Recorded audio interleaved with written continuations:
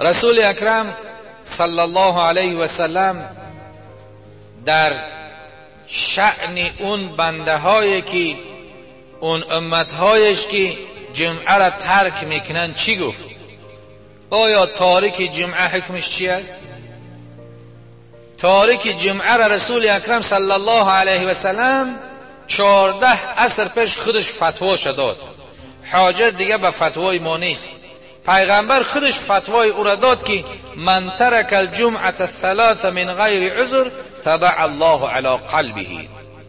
رسول اکرم صلی الله علیه و سلم گفت که هر کسی که از امت من 3 جمعه را پیاپی ترک میکند و به جمعه حاضر نمیشود، خداوند در قلب او در دل او مهر میزند.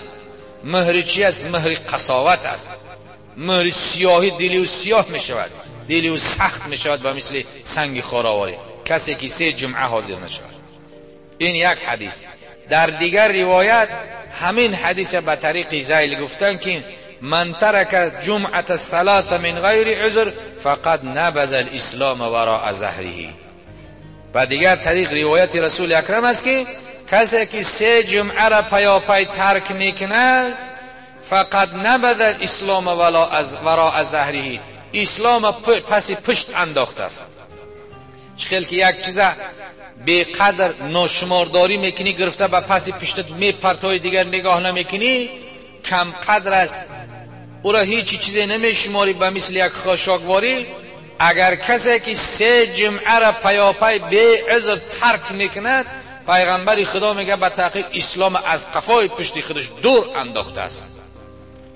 این وعید سخت است. مسلمان ها گوش کنین، بسیار وعید سخت است. آیا اسلام که به قفای با پشت گرفته دور با اندازی، پس در کجا است ایمان و اسلامیت دیگر که جمعه را ترک میکنی؟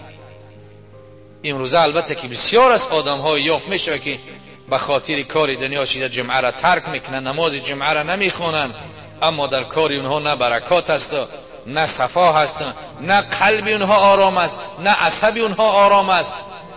نیم ساعت 30 دقیقه را که خدا فرضش گفته است بیا عبادت بکن، کار دنیاش از امر خدا بهتر میدانه.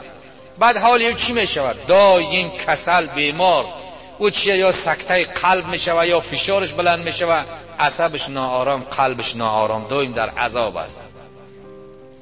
او بنده ای که به نماز جمعه می آید، که در نماز جمعه آمدن غسل کردن سنت، لباس پاک پوشیدن سنت، بهتر که لباس سفید بپوشی بیای، بعدن خوشبویی کردن سنت که رسول اگر خوشبویی باشد بعد غسل کردن لباس پاک پوشیدن خوشبویی کنین به مسجد بیاین.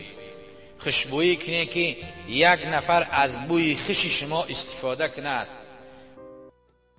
ای دل دم بیدار شو، مستی نکن هوشیار شو، با اهل ایمان یار شو، رفتند و ما هم می رویم.